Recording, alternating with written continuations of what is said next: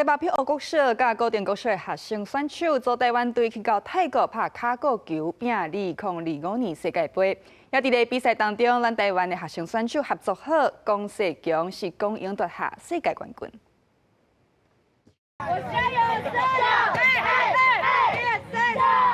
穿蓝色白色球衫的台湾队选手，靠一个大声话加油了后，比赛就开始。入到对阵香港队，台湾选手把球牵入去反大网，弹回来时对手无接到，台湾队摕到第1分，先占赢面。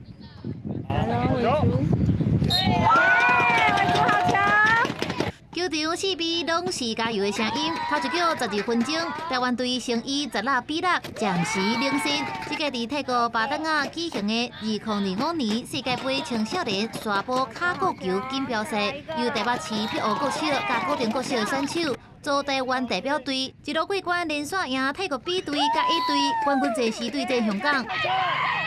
把握！最后一球，香港队传球无接好势，台湾选手下死命进攻，这个弹回来球对手无接到，台湾队摕到比赛的最后1分。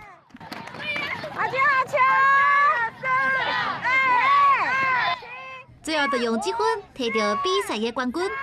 最后比数34比22，中华队赢了！这个比赛中地伫沙坡，为着摕到胜利，代表队伫备战的期间，特别甲卡绑沙包来训练，强化下身的筋膜。队长吴永玉表示，徛起世界第1的舞台，是所有的人想要完成的梦想，即嘛总算成功啊！因那漂国小卡国球队创队30年以来，头一届进入国际赛，都摕到冠军，也创下好数的纪录。公司新闻采访报道。